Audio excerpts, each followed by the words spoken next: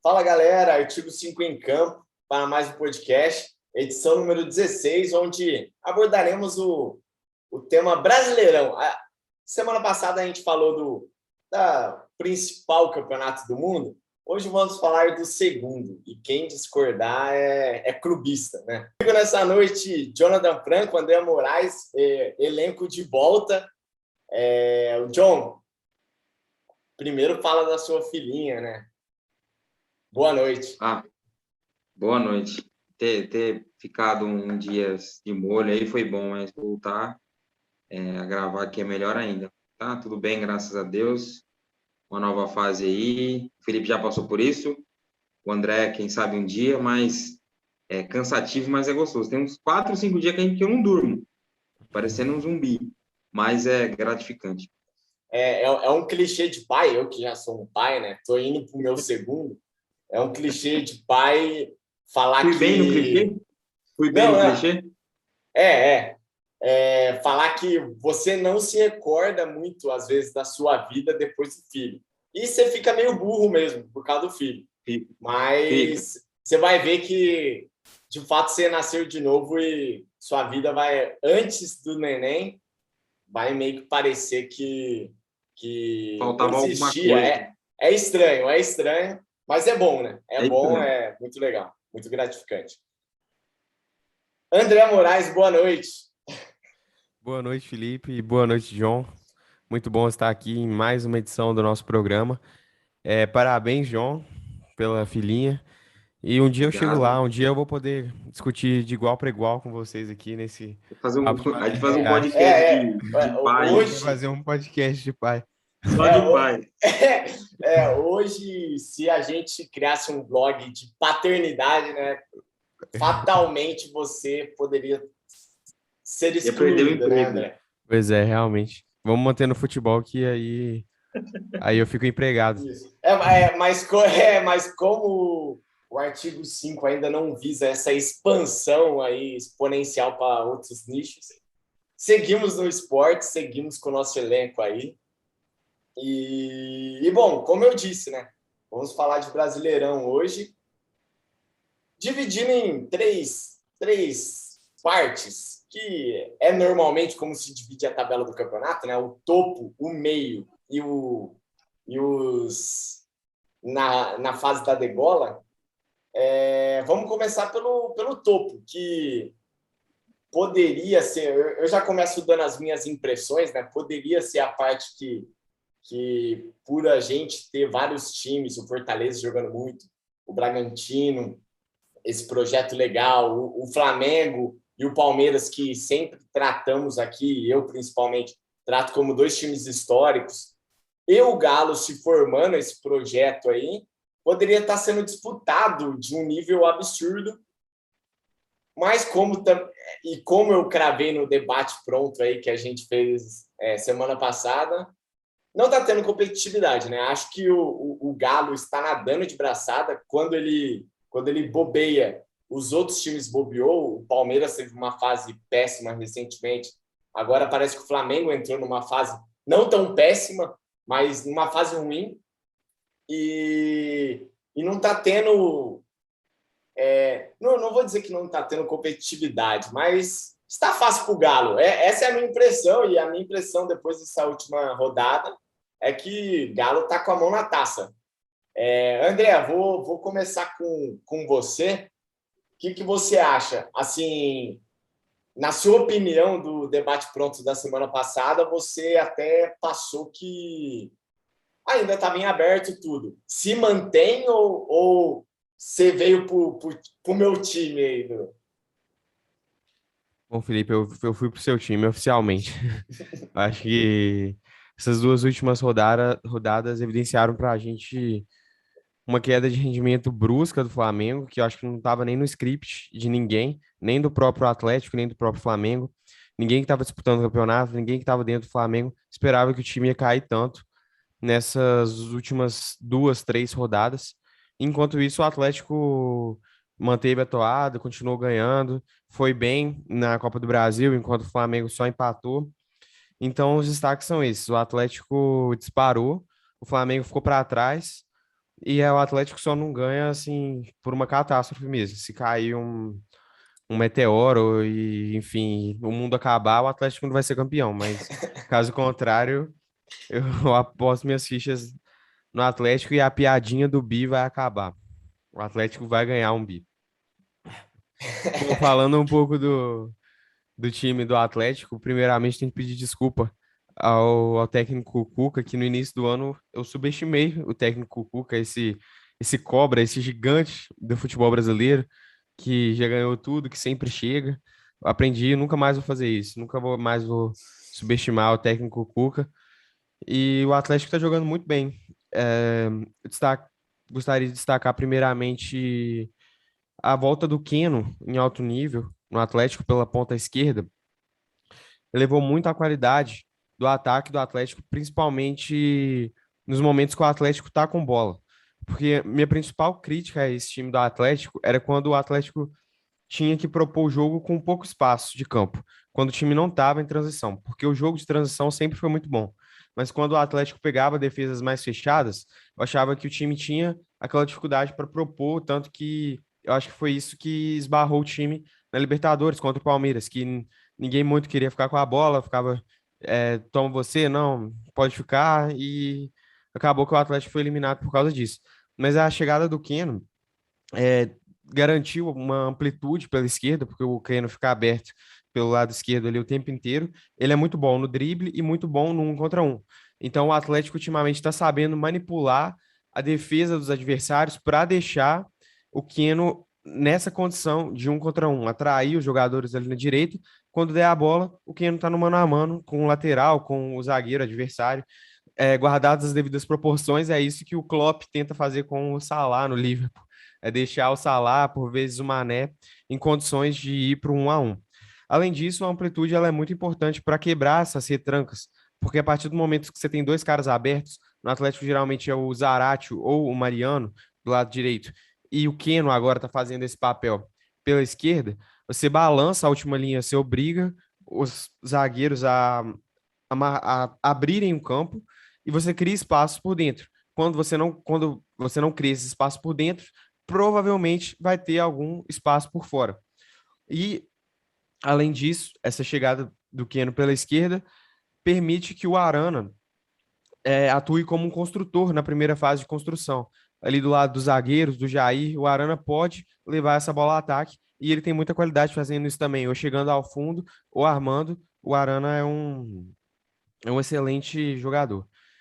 E o jogo de transição continua muito bom, mas o destaque realmente agora são essas variações táticas, porque o Atlético está jogando bem quando tem a bola e está jogando bem em transição rápida, porque o Hulk, né, ele baixa para receber a bola nas entrelinhas, quando o Zarate, o Nacho pegam a bola no meio de campo, o Hulk dá a opção do passe frontal, ele toca e já vai para a área para finalizar. Então o Hulk, naquela movimentação constante dele, ele balança muito bem a zaga adversária e o Atlético está cada vez mais se aprimorando nesses dois estilos de jogo.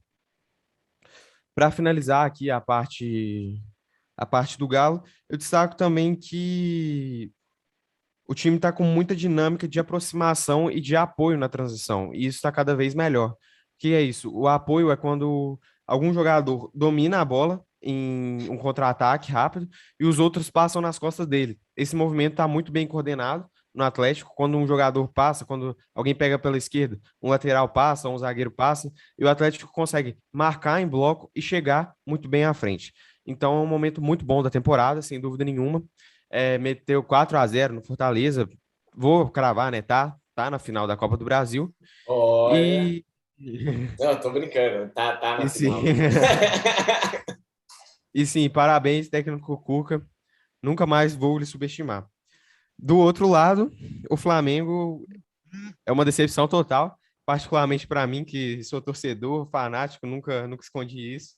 Estou com uma decepção muito grande com tudo, com a diretoria, com o técnico, com os jogadores. Acho que é um apanhado de tudo que está levando o Flamengo a um momento ruim da temporada que, como eu disse anteriormente, não era nem um pouco planejado.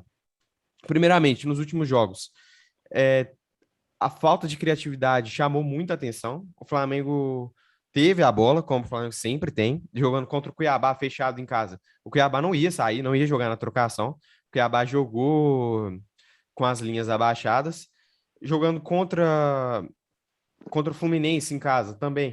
O Fluminense saía mais que o Cuiabá? Saía, mas não era um jogo de igual para igual. O Flamengo, como sempre, teve que propor o jogo e a falta de criatividade foi uma coisa assim que chamou a atenção. Não tinha aqueles movimentos coordenados que manipulavam a defesa. Ou sei lá, o Everton Ribeiro baixa, o Mateuzinho sobe, o Andrés Pereira dá a opção nas entrelinhas, o Andrés Pereira pega a bola de costas, vira e já aciona o Gabigol para sair uma tabela por dentro. Não, de forma alguma isso apareceu. Além do que a insistência no Michael, ao meu ver, foi errada. Ele era um dos caras que mais tentava? Sim. Ele tá melhorando? Sim. Ele tem muita raça? Sim. Mas o Michael, a melhor versão dele são contra times que jogam com espaço. Se o Flamengo jogar com espaço, o Michael vai render muito mais. E nesses jogos, o Flamengo jogou com o Michael aos 90 minutos e o Michael simplesmente não tinha espaço. E ele não vai saber criar esses espaços. Então eu entraria com o Kennedy, daria mais oportunidade ao Vitinho, porque o Vitinho tem um chute bom de fora da área, o Vitinho sabe articular ali na entrada da área. Então essa insistência no Michael, por mais que ele esteja melhorando, por mais que ele seja muito esforçado, muito mais esforçado que muitos jogadores, eu acho que foi errada também. Eu acredito que quando a gente fala que um jogador é esforçado, é que ele é ruim. Eu uso isso para o Rony, usavam isso para o Romero, então o Michael ele entra nessa cota do esforço que eu mando um papo reto, né? O cara não é do mesmo nível do time, assim, por mais que o Rony, aí estamos falando do meu time, né, que todo time bom e grande, histórico, enfim, tem essa cota do esforço, né? Que também é muito necessário, né? E o Michael, ele entra nessa conta. Só queria fazer esse parênteses, André, porque você está sendo bonzinho aqui e eu não sou bonzinho, né? Mas beleza. Bom, eu te atropelei aí, pode continuar. Não, tranquilo. Só encerrando aqui, os problemas defensivos voltaram a aparecer. A transição defensiva está muito passiva, sabe? O Flamengo não está marcando alto.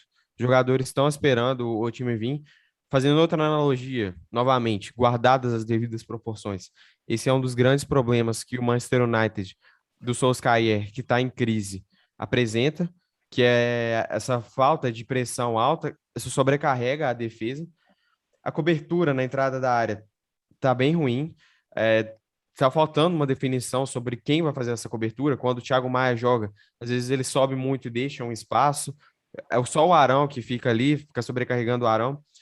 Problema na bola parada, novamente, o Flamengo tem tomado muitos problemas, muitos gols de bola parada, que já são uma marca registrada do clube. E outra, tem um tempo já que todo mundo tem observado que o brasileiro não é o Tchan, não é a menina dos olhos do Renato Gaúcho, não tem jeito, o cara é copeiro. E eu acho que isso tem passado para os jogadores. Quando a gente vê os jogadores meio desanimados, meio não tem a chance, pode dar mais e não dá, é porque o time entrou num clima assim de que não vamos nos esforçar nessa competição, já que a gente já está em semifinal de uma, final de outra. Tudo isso criou uma conjuntura de crise mesmo no Flamengo, que eu acho que já pode se afirmar que está instaurada uma crise. E para fechar com chave de ouro, os problemas do departamento médico só crescem. São jogadores voltando de lesão e já retornando do departamento médico, Davi Luiz, o Arrascaeta, o Bruno Henrique vai voltar, mas ficou muito tempo fora. E agora essa última polêmica do Pedro, que parece que jogou com uma lesão no menisco e agora vai ter que operar. Ninguém sabe por que ele fez isso, se foi falta de comunicação, se foi falta de transparência. Enfim, o Flamengo está com problema em todas as esferas. Parece que eu exagerei um pouco, mas não. É hora do time ligar a luzinha amarela, prestar atenção, porque a temporada ainda não está nas mãos, longe disso. Assim, podemos dizer que está em crise pelo mês que vai ter, né? A Libertadores falta aí um mês cravado, basicamente. E tem a semifinal agora, a final da Copa do Brasil, e de fato, assim, pode vir de uma hipotética tríplice coroa para uma temporada sem nenhum título desses três. Então, concordo com a parte do crise, e como o Palmeiras estava em crise há uma semana atrás e acabou empatando o jogo, vencendo os últimos 2, se eu não me engano, e já não está em crise, né? Mas, assim, eu só não concordo com a questão do Renato, que você falou do copeiro, tá? Eu já até tinha escrito um texto na época que ele era do Grêmio, que não concordava muito com esse discurso dele ser copeiro, mas eu não quero entrar aqui nesse mérito Renato Gaúcho, tá? Eu só quero reforçar o sentido que já estava difícil para o Flamengo ganhar, e aí puxando sardinha para o meu lado, né? E no sentido que eu já tinha falado, quando começou o Campeonato Brasileiro, imaginando vários cenários, eu disse que o Palmeiras era o franco favorito, porque o Flamengo poderia ter problemas, questão de seleção, tudo, que acabou se concretizando. A única diferença é que, ao invés do Palmeiras, o Galo, que se desbancou na época, o Palmeiras estava na frente. Então, era uma coisa imaginável, pensando que eu já tinha imaginado, enfim, e várias outras pessoas, então não... só esse ponto. A questão do subestimar o Cuca, tá, André? Aí, para passar a bola para você, John, para você dar seu pitaco aí sobre o Galo, o Flamengo. Depois eu vou puxar a orelha aí se ninguém falar do Fortaleza. Mas, só para fazer esse ponto do subestimar o Cuca, eu acho que uma coisa que acontece no nosso futebol, o futebol brasileiro pós-Jorge Jesus, já que ele se próprio denomina, né, o criador do futebol brasileiro, mas é uma coisa que de fato aconteceu depois dele, é que por conta do Flamengo ser tão dominante em 2019, a gente acaba achando que ninguém vai bater esse Flamengo, por ser basicamente as mesmas peças. E aí isso faz a gente automaticamente pensar que o outro time, no caso o Atlético e até o Palmeiras, não seja capaz de ganhar. E a gente sempre, o PVC, para mim, ele foi perfeito no que ele comentou hoje sobre o Flamengo, sobre a derrota do Fluminense. Ele falou, faz muito tempo que a gente não dá um mérito a um time que ganha do Flamengo. É sempre o demérito do Flamengo, entendeu? O Flamengo que não ganha. E cara, eu não acho isso, assim. O Fluminense fez um jogaço. E como eu falei, o Galo tá jogando muito, tá sendo... o André esmiuçou taticamente aí, é um time fortíssimo. É um time que brigou nas cabeças ano passado e trouxe só Hulk, Nacho e Diego Costa, só. Então, assim, só diminuindo esse papo de crise no Flamengo, porque eu uso o termo diminuir porque eu acho que é uma crise, porque o Flamengo joga aí 3 finais em um mês, aí, basicamente, para decidir o brasileiro. Se perder para o Galo sábado, provavelmente já está fora. Se perder do Atlético Paranaense, perde mais um título. E se perder para o Palmeiras, então, assim, é crise pelo cenário, mas, assim, é crise em relação a Ano, a relação a Renato, tudo.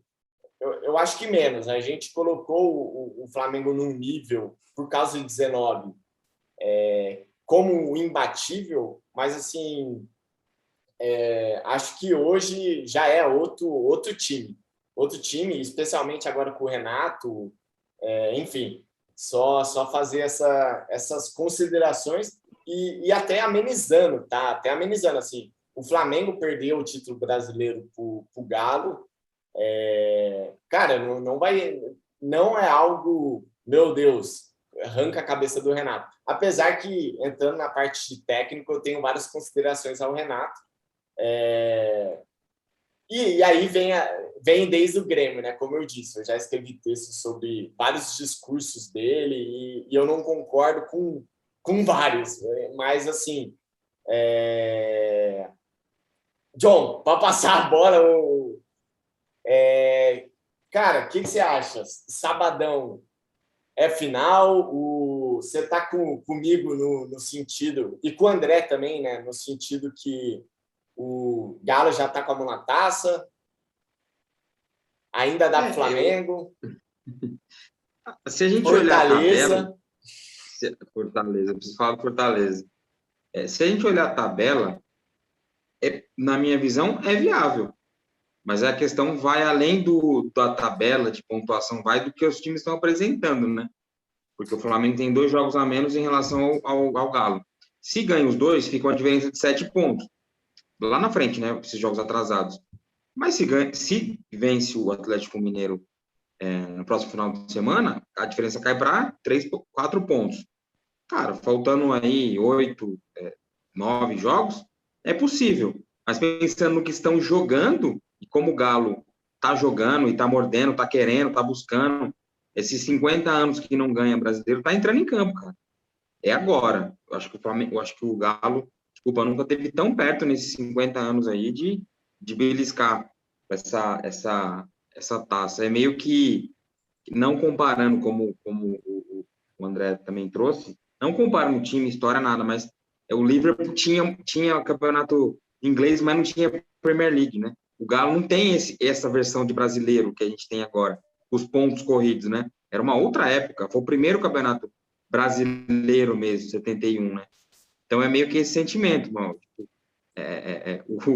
O Cuca é o nosso Klopp, é o cara que a gente tem carinho, mesmo com aquela hashtag de fora Cuca, quando os caras não queriam que ele viesse, enfim, acabou fechando e de fato, eu também escrevi na época, não era fã, não sou fã do Cucabol, mas eu sinto, não sei se vocês sentem isso também, eu acho esse time do Atlético um pouco menos Cucabol do que a gente já se habituou a ver, né? Esse time é muito menos Cucabol do que no Palmeiras, mas muito menos, né?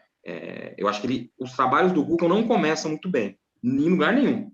O Cuca chega, ele perde 5, 6 jogos, 4, ele começa mal.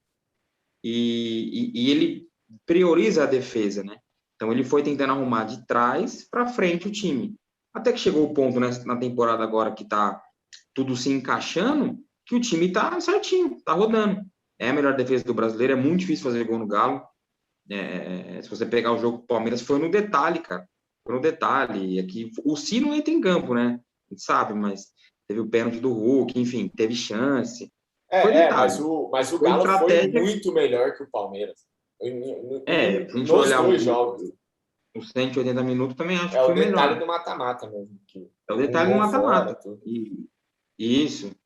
E se a gente analisar o contexto dos pontos corridos e como ele está focado, e se a gente pegar a Copa do Brasil também, os 4-0 no Fortaleza, a segurança que eles têm para não precisar se matar no meio da semana, para sábado tá, entre aspas, tranquilo contra o Flamengo, é tudo isso. E o Flamengo, essa pressão da gente pensar, poxa, o Flamengo tem possibilidade real de não ganhar nada. Podia ganhar 3, pode não ganhar nenhum. O jogo que parecia, entre aspas, que seria um pouco mais tranquilo com o Atlético Paranaense, não foi. A vaga não tá certa, vai ter que jogar bola para ir para a final. Esse luxo que o Galo tem, o Flamengo não tem no meio de semana. Vai ter que se matar para passar o Atlético Paranaense. Na teoria. Pode ser que na prática o time esteja inspirado e aí o Flamengo tem muito poder ofensivo. Mas na teoria um time vai penar. E aquele sentimento que eu acho, não sei se o André tinha como flamenguista, de que, porra, a gente na final da Libertadores vai ganhar. Não tem jeito, não. Eu acho que esse sentimento é muito menor. Em contrapartida, o Palmeiras falou, opa, eu acho que um jogo, jogando fechado, eu acho que dá. Então, isso dá. É muita coisa envolvida, né? E essa parte do Renato do Flamengo e tal, ele paga com a língua, né, cara? Falou tanto na época de Jorge Jesus, que com esse time eu fazia, que com 200 milhões, não tá fazendo. Não tá fazendo. Se a gente se apegar em resultado, ele tem a porcentagem dele é muito alta, mas eu olhando os jogos, olhando o que ele faz, fica aquém do que se imagina pelo que ele tem nas mãos, né? Ainda mais comparar com 90% do Campeonato Brasileiro. Você vai tirar ali Galo, Palmeiras, enfim, Fortaleza pelo Vojvoda, mas eu acho que ainda fica devendo bastante. Mas eu tô no seu time. Eu acho que o Galo tá com as duas mãos aí, só se acabar o mundo, igual o André falou, com o meteoro, que não é campeão. Que nem só para ponderar o que você também falou do Renato, né? As coisas que eu tenho com ele, no sentido dele se enforcar no próprio discurso às vezes, é que isso pega mal até para ele, né? No sentido que a partir do momento que o Flamengo começou a ter baixa, parou de performar. Então é aquele papo tinha do Luxemburgo, né? Quando o Luxemburgo dominou o Brasil aí durante 10 anos, o time que ele ia destruía e trazia todo mundo. Fica meio aquele discurso do Lucha, né? Se eu chegar no time e o time vier com o Figo, Beckham e Zidane, eu vou ganhar. Se não, não. E acaba meio que ficando ruim pro próprio técnico, né? Porque ele não consegue achar alternativa pro time quando tem alguma baixa ou algumas baixas. Obviamente, as baixas do Flamengo são pesadíssimas, né? Pô, a Arrascaeta seria titular no Galo, né? Assim, Bruno Henrique provavelmente também. Assim, são baixas consideráveis, mas de fato o discurso dele, acredito eu, que pega mal até para ele mesmo, né? Nesse caso. Né? Eu não sei nem se o Felipe, se o André concorda, mas se a gente for analisar elenco, opção, talvez esse time tenha até mais do que 2019. Que quando você olhava para o banco era meio vazio, assim, né? Era aquele time ali. O Pablo Mari, o Rodrigo Caio no banco era. Né? Uhum. Não sei como time titular, eu acho que a engrenagemzinha funcionava melhor, de fato, em 19. Eu acho que o Rafinha com o Felipe Luiz lá, a questão, digamos assim, jogava demais aquele time, óbvio. Mas, de fato, de banco de reserva, eu tô na sua, John. Eu acho que esse aí tem até mais possibilidades, né? Possibilidades do que tinha o time 19. Tá bom que possibilidades para técnico, e aí é aquele discurso, vamos falar que eu não gosto do Renato, né? Eu não tenho nada contra ele, né? Mas assim, possibilidade para cara que não sabe usar, vide Solskjaer, né? Que tem Sancho, Pogba, tudo no banco, enfim. Às vezes escancara algumas coisas, né? Mas só para deixar claro, tá? Porque eu dei um monte de paulada no Renato. Mas, assim, cara, eu ainda acho ele bom técnico. Eu não tenho nada contra ele, só não gosto dele. Ele assim, o técnico, ele tem várias vertentes, né? E o Renato, de fato, ele tem várias.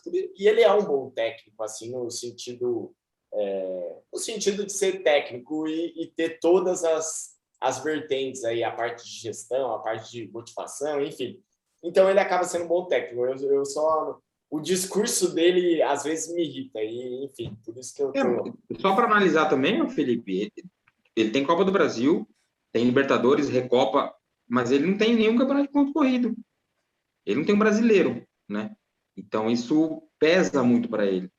Sim. Lógico que a desculpa dele, a desculpa do São Paulo para não ter Copa do Brasil é que na época que o São Paulo jogava Libertadores todo ano, time de Libertadores não ia para a Copa do Brasil. Sempre você vai achar uma muleta para aquilo que você não conquistou. Mas até onde vai colar isso daí eu priorizo as Copas, eu acho que pega, igual você falou, pega a mão para ele. Ele fala e depois não consegue, quando tem a possibilidade de segurar aquilo que ele falou. André, para fechar o topo aí, a gente acabou falando muito do Flamengo e Galo, porque de fato eram os dois que estão na briga, né? Não esqueça do Fortaleza, hein? André, pode seguir aí. O John me perguntou se eu concordava com a questão do elenco desse para 19. Eu concordo integralmente com tudo que o John falou. Esse elenco do Flamengo de 2021 é muito, mas muito melhor que de 2019. Se você for pegar em questão de baixa, teve a baixa do Pablo Mari e chegou o Davi Luiz. Claro que o Davi Luiz ainda nem jogou direito por causa da lesão. Mas saiu o Gerson, veio o Andrés. Na lateral direita, sim, teve um gap muito grande que foi a saída do Rafinha, nem o Isla, nem o Mateuzinho apresentam um nível nem próximo dele. Mas em questão de elenco, esse elenco é bem melhor, sim. O Pedro, o Flamengo teve que jogar, teve que colocar Lincoln na final do Mundial em 2019, porque não tinha atacante. Imagina se tivesse um Pedro ali naquela bola que o Lincoln isolou ali. Ia ser 1-1 o Flamengo e para os pênaltis, o Flamengo poderia ganhar o Mundial. Então esse elenco é incomparavelmente melhor. Tem Thiago Maia, tem Michael, Kennedy, muito mais opções. E isso joga contra o trabalho do Renato, porque ele com um elenco melhor, eu acho que ele, com esse elenco, ele tinha condição, sim, de estar brigando em 3 frentes. Isso não deveria ser uma muleta para ele. Encerrando o topo, que a gente acabou, de fato, ficando nos 2 candidatos ao título, a questão do... Só para fechar, né?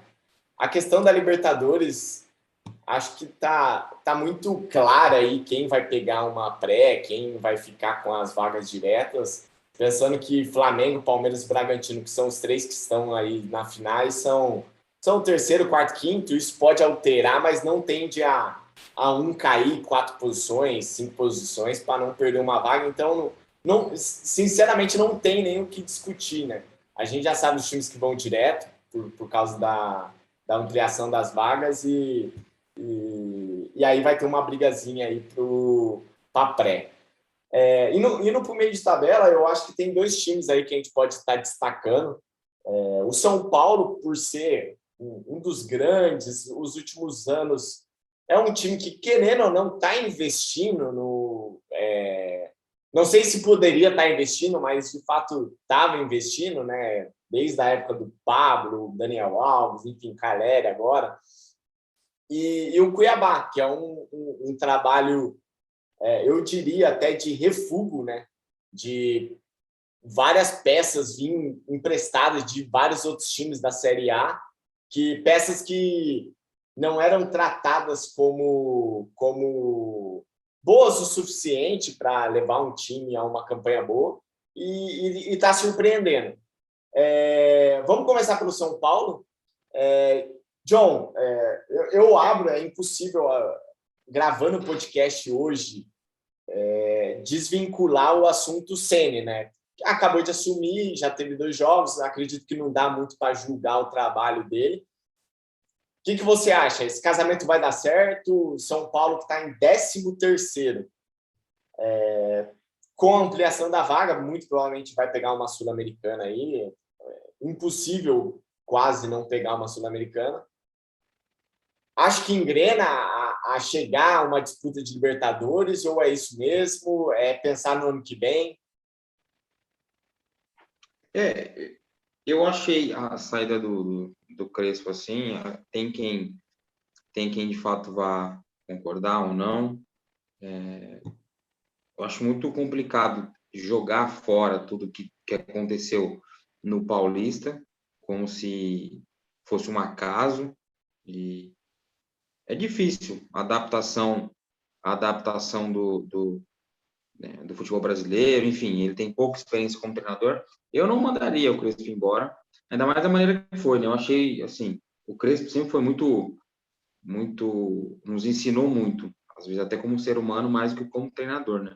A maneira como ele saiu pela porta da frente, mas eu achei até meio desrespeitoso, porque ele saiu, parecia que o Rogério Ceni estava debaixo da mesa, assim, sabe? O cara saiu na porta, o Rogério Ceni saiu, assim. Tipo, tanto que o Rogério Ceni deu treino à noite, né? Assim, eu achei extremamente desrespeitoso. Sim, da parte dele.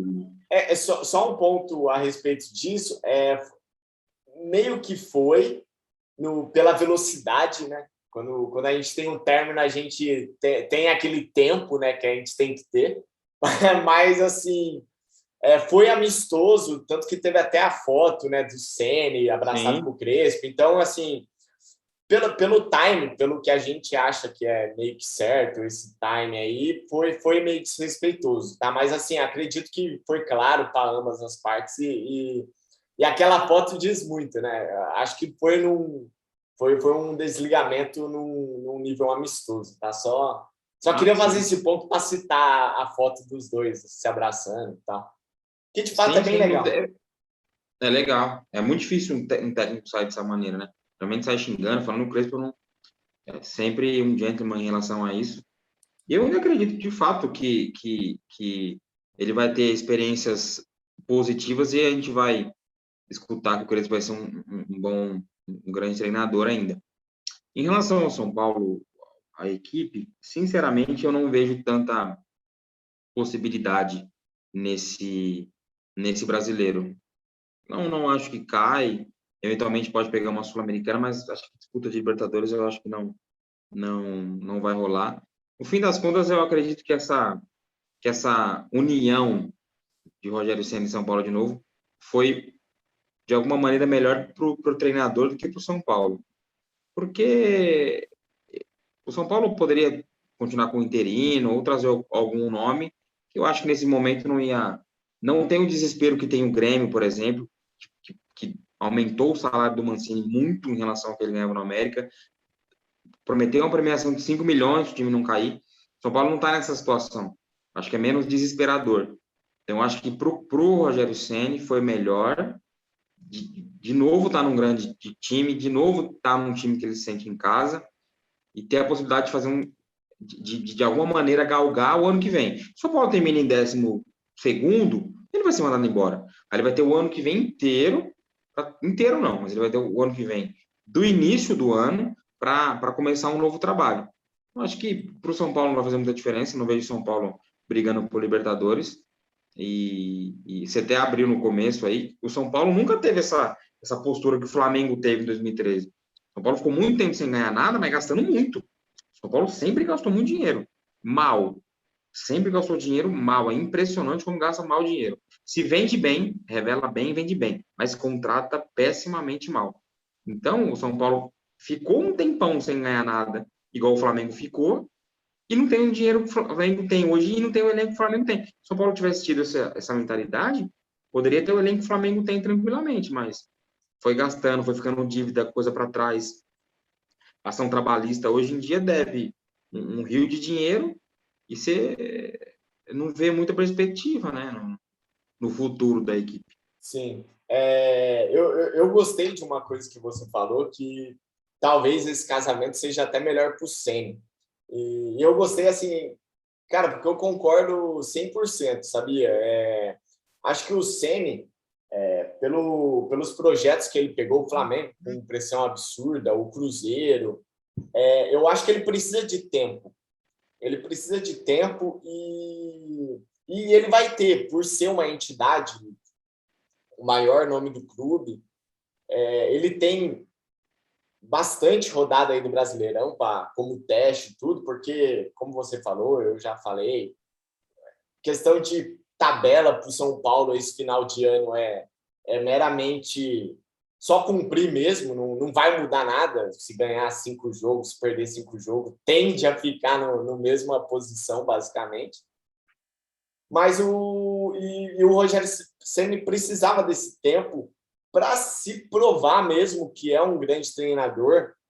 Teve resultados com o Flamengo, alguns julgam que era pouco, mas ele foi campeão brasileiro, fez um grandíssimo trabalho no Fortaleza e o Cruzeiro, ninguém deu certo lá, né? Então, assim, eu concordo perfeitamente com isso, porque acho que vai ser muito positivo para a carreira do Rogério E é um elenco qualificado, se você olhar algumas peças individuais que tem para onde ir. Não é talvez um Santos hoje, que a gente já vai abordar o Santos, que é um caso mais grave de quem gastou dinheiro muito errado. Não, o São Paulo eu acho que ainda tem um elenco qualificado e vai ser bom para o Rogério Ceni. A exemplo negativo, né, da questão do tempo é o Thiago Nunes, né? Fez um grande trabalho no Atlético Paranaense, assim como o Rogério fez em Fortaleza. Aí ele saiu de um trabalho, foi para uma fogueira, igual o Rogério Ceni foi para o Flamengo, o Thiago Nunes foi para o Corinthians. Foi massacrado, talvez até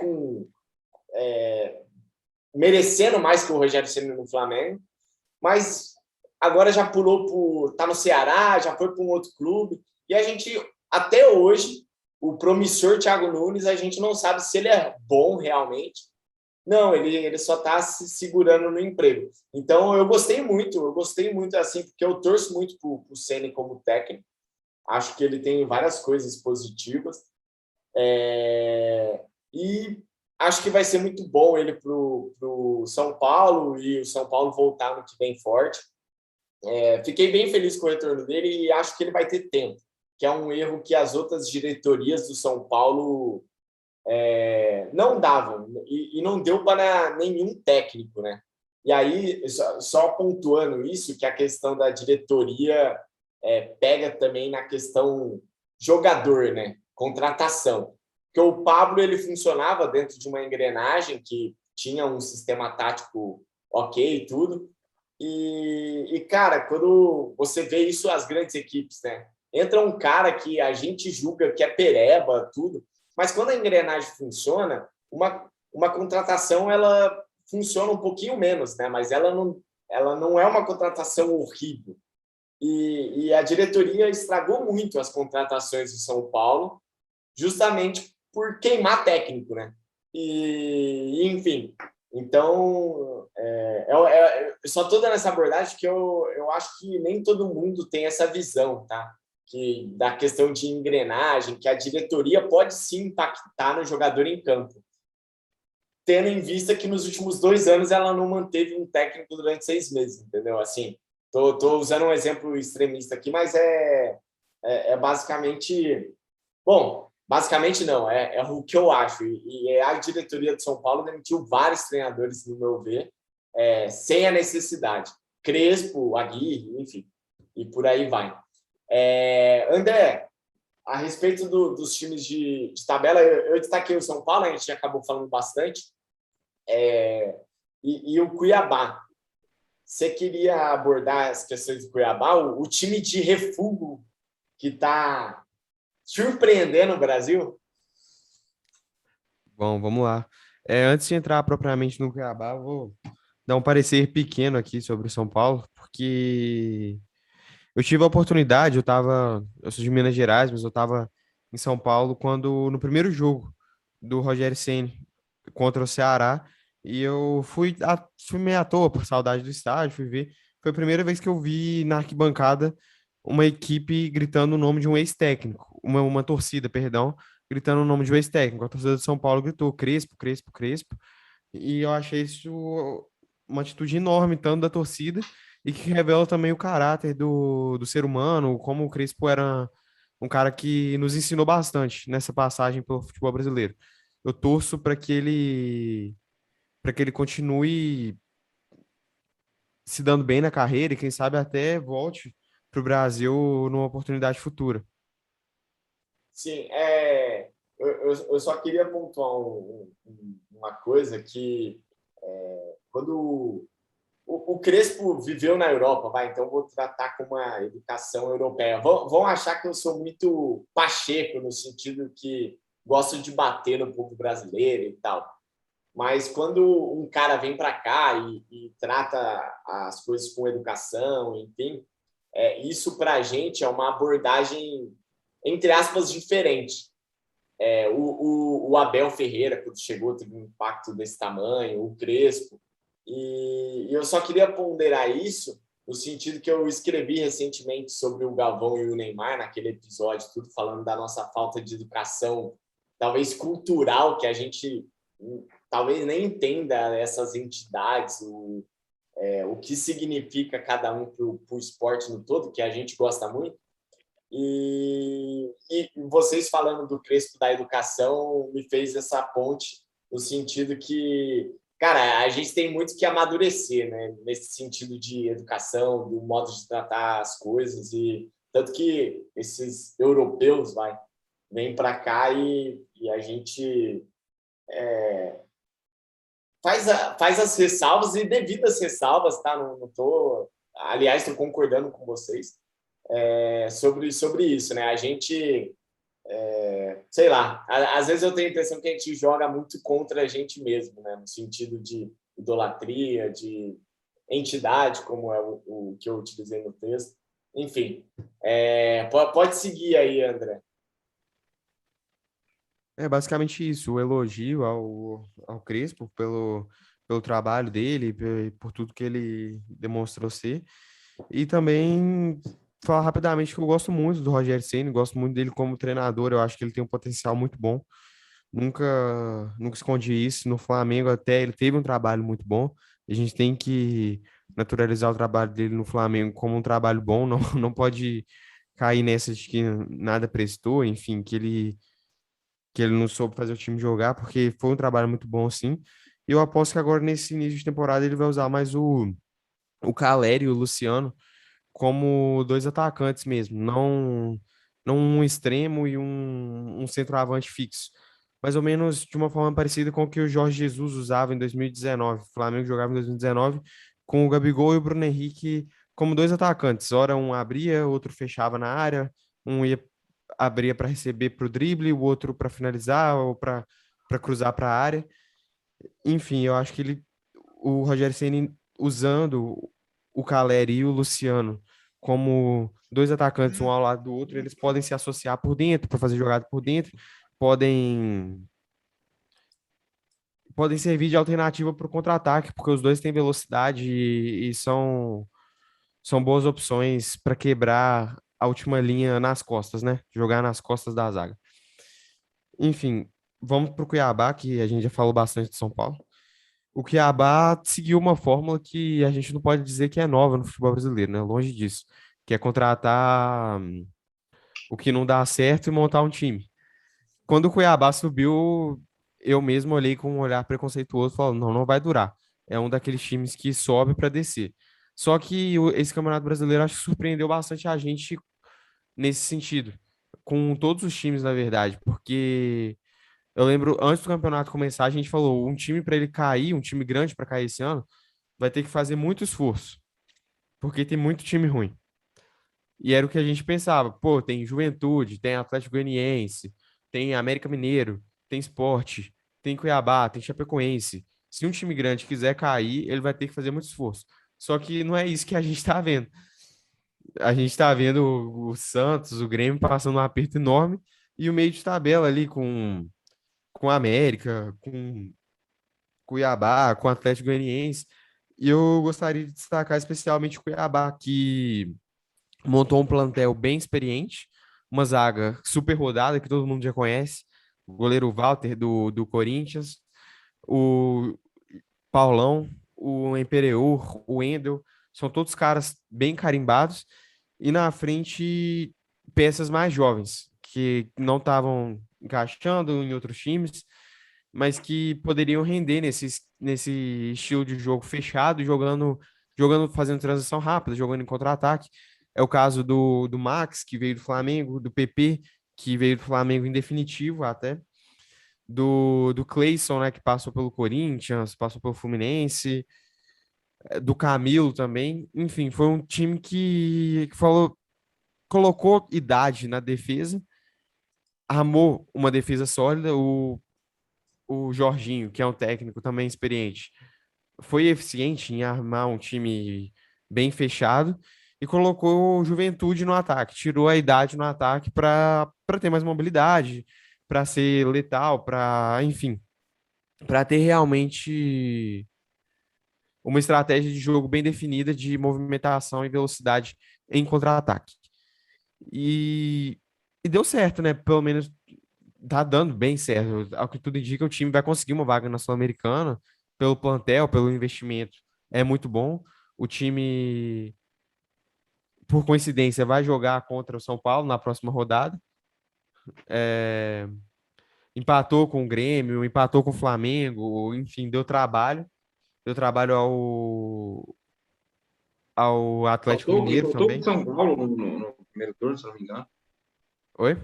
Empatou com São Paulo. Acho que empatou com São Paulo também no primeiro turno, se não me Sim, engano. sim. E, enfim, era uma ressalva a esse time que eu acho que foi uma surpresa. O América Mineiro também é outra boa surpresa, que sofreu o golpe do Mancini, né? O Mancini já tá ficando famoso por dar esse tipo de golpe. Ele assume um clube menor, leva até certo ponto e pega algum grande afogado. Foi assim quando ele saiu do Atlético Goianiense para ir para o Corinthians e agora saiu do América Mineiro para ir para o Grêmio. Isso, na minha opinião, mostra uma falta de caráter, porque não adianta nada os técnicos cobrarem estabilidade, cobrarem projetos longos, que eu acho que tem que ter, se eles mesmos não cumprem com os contratos que eles fazem. Então, é hipocrisia o nome disso. Mas, enfim, o América Mineiro também é outra boa surpresa, porque o América Mineiro, por muito, muito tempo, subia e descia, era um time muito bom para a B e muito ruim para A. Então, não sabia onde que estava. Ou subia, descia, mas agora tem um bom projeto com alguns bons nomes, enfim. É, É isso, o meio de tabela foi um meio que eu acho que surpreendeu todo mundo. Foi um meio invertido, digamos. com certeza, acho que esse campeonato está surpreendendo, concordo contigo. Tem um discurso que eu gosto muito e ele é utilizado normalmente por Red Bull, né? E Red Bull e Cruzeiro. Esse discurso normalmente é utilizado a esses dois clubes, no sentido que é impossível a gente ter 10 times grandes e gigantes e potentes no futebol brasileiro. E eu concordo, assim, a gente já conversou também sobre hegemonias aqui no futebol, e aqui é muito mais rápido as hegemonias do que lá fora. E eu queria trazer essa reflexão de mudança de patamar de figuras como o Red Bull, que já está no nosso imaginário como um time que não gigante, mas que vai brigar nas cabeças, e o Cruzeiro como um time que não vai brigar mais. Isso ocorre naturalmente por alguns clubes, e o que surpreendeu, talvez, esse campeonato, acho que não foi esses clubes, Cuiabá, Atlético Mineiro, estarem bem. As fórmulas que eles utilizaram dá certo. Acho que até as fórmulas que eles utilizaram, que nem eu falei, concordo contigo que são fórmulas manjadas que todo mundo faz. Ou você pega meio time emprestado do São Paulo, do Corinthians e do Palmeiras, ou você traz o Mancini para não cair, né? Os scripts que existem nos clubes hoje. Só que a gente não contava com alguns clubes que estão muito mal. E aí fazendo a intro para a parte de baixo da tabela, que são Grêmio e Santos, né? Ninguém, em hipótese nenhuma, mesmo sabendo da crise financeira que o Santos está, que a gente já comparou aqui, eu comparei, né? É uma crise de mau investimento, que parece a do São Paulo, tudo. Ninguém imaginava que o Santos estaria nesse perrengue, tendo...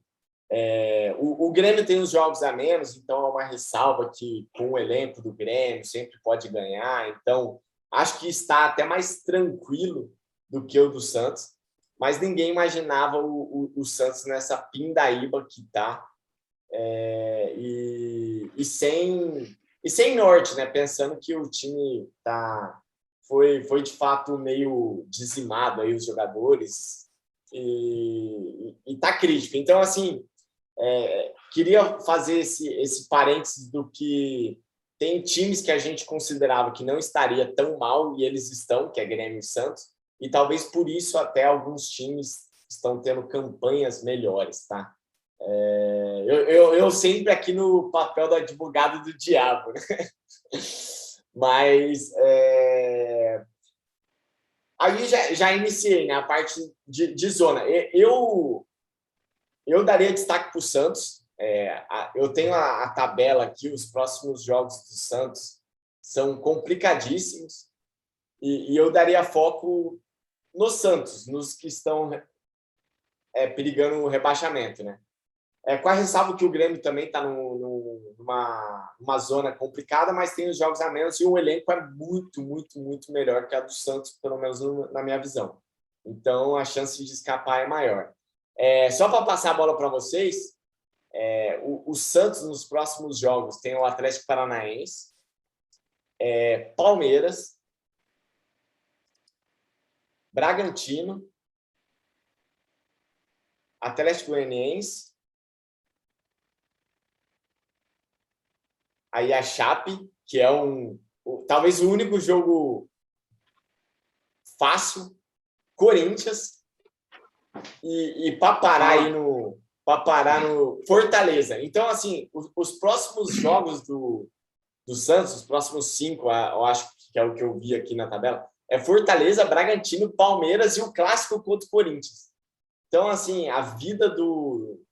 Eu não queria estar na pele de um santista, né? É a frase batida. Vou passar a bola para você, John. Qual o destaque? Eu foquei totalmente no Santos porque é o time que nunca caiu, é um time gigantesco, talvez o maior clube do futebol brasileiro, e não vejo muita gente abordando esse mal-estar do Santos. Então, para mim, assim, é catastrófico o cenário do Santos. E tá perigando mesmo cair, por isso que eu acabei dando meu foco todo no Santos.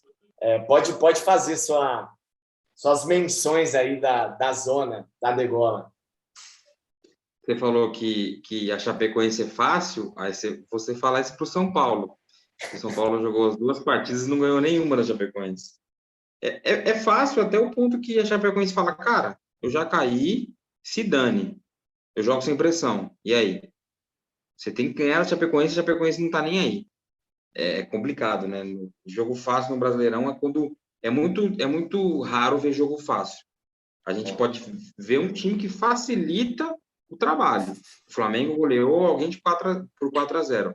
Mas teve todo um contexto ali. Enfim, eu tinha proposto que a gente cravasse algumas coisas no podcast, que quem ficaria no G4 e quem vai cair para a Série B. O Z4, né? E para comentar um pouquinho da parte de baixo dessa zona de rebaixamento, eu já vou trazer meus 4 rebaixados aqui, lembrando que não tem torcida. Eu não estou torcendo para que esses times caiam. Eu acho que vai cair pelo contexto, não é torcida. Essa daqui eu acho que vocês não vão concordar, não sei se vocês acham que esse time vai cair, a Chapecoense. Eu não sei se todo mundo está de acordo. Acho que a Chape e o Sport, eu acho que não tem para onde muito correr, não. A Chape e o Sport, para mim, já foi. Aí, o Felipe trouxe a questão do Santos, aí que tá. O Santos não tem uma tabela fácil, mas eu vou trazer os 5 últimos jogos do Juventude, que tem a mesma quantidade de pontos que o Santos. Na sequência, os 5 últimos jogos do Juventude. Atlético Mineiro fora, o Bragantino em casa, o Fortaleza fora, o São Paulo fora e o Corinthians em casa.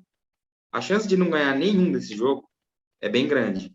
Então, não por merecimento do Santos, eu acho que mais por desmerecimento do Juventude, eu colocaria o Juventude e o Grêmio. Para mim, os 4 times que caem. Aí você fala, poxa, mas o Grêmio tem 25 jogos, certo? Então, o Grêmio tem 13 jogos por fazer. É bem rapidinho, só vou trazer alguns dos jogos que o Grêmio tem que fazer ainda no Brasileiro.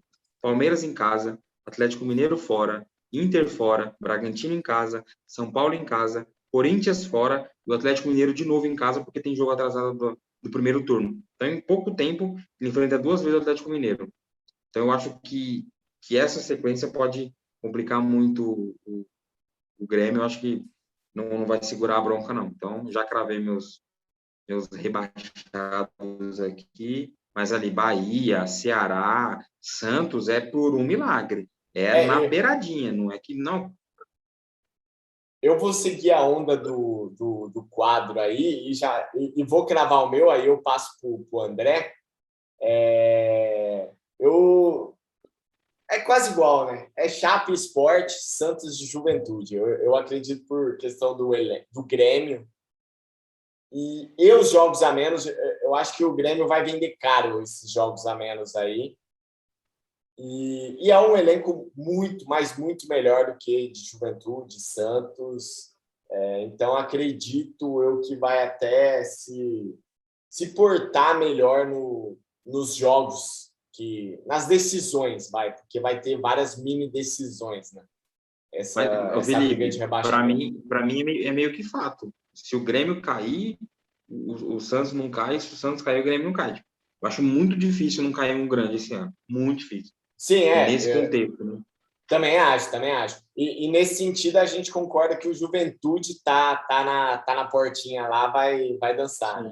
Então, o meu, eu só altero isso. Eu removo o Grêmio e coloco o Santos. Acho que o Santos que não vai conseguir escapar do rebaixamento esse ano. André, para você e faz suas considerações aí. Olha, eu tô com você, Felipe, né? Eu acho que quem vai ser rebaixado é Chape, Sport, Santos e Juventude. Como vocês falaram, o Juventude vai servir de para-raio, o Juventude vai nesse bolo aí. E eu acho que o Santos também é hora da lista dos incaíveis diminuir. Tô sentindo isso. Bom, porque eu acho que o futebol que o Santos está jogando nas últimas partidas é pior do que o futebol do Grêmio. O Grêmio tá longe, muito longe de estar bem, só que o Carille eu acho que foi um erro grosseiro da diretoria do Santos. Foi pior até do que trazer o Mancini, porque o Mancini, querendo ou não, ele é experiente nesse momento de degola. Agora, o Carille, que foi um treinador que aqui no Brasil antes só tinha passagem pelo Corinthians, ficou muito tempo fora. Ser um cara reconhecidamente que joga mais atrás, eu acho que foi uma série de fatores que a gente pode considerar um erro da diretoria. Eu peguei o retrospecto aqui, são os dados do SofaScore Brasil, que o Carille teve 9 jogos pelo Santos e uma vitória, 25% de aproveitamento. Em 6 desses jogos, o time não marcou gol. Isso é questão de estilo? Ah, porque o Carille joga mais atrás? Não, isso não é questão de estilo, porque um time que joga atrás não significa um time que não joga, que não faz gol. Isso é realmente uma incompetência do Carille, somado a, aos nomes que estão muito batidos, que eu acho que já deu, como Pará, o próprio Sanches no meio de campo, o Tardelli no ataque, e somado também a uma ineficiência absurda da diretoria. Todo mundo sabe que o Santos está com problema financeiro há tempos e tempos, e parece que toda temporada o time dava um jeito de não ser afetado por isso. Só que uma hora a conta chega, não tem jeito. É, eu acho que vai ser esse ano que a conta futebolística vai bater na porta do Santos. Falando rapidamente do Grêmio também, o Grêmio eu acho que não vai cair, porque o Grêmio é o time grande que teve menos motivo para estar nessa situação. Eu acho pouquíssimo justificável o Grêmio ter ficado um campeonato inteiro na zona de rebaixamento. Porque o Grêmio tem bons jogadores, o Grêmio não está em uma má situação financeira, o Grêmio não está em uma turbulência política como os outros times grandes que caem geralmente estão em pelo menos uma dessas. Então o Grêmio, aparentemente, você olhava para o Grêmio e estava tudo bem. E pronto, o Grêmio ficou na zona o campeonato inteiro. Por grande parte do campeonato, principalmente no início, a gente dizia mesmo que o Grêmio estava lá por conta dos jogos a menos, né? É que Sim.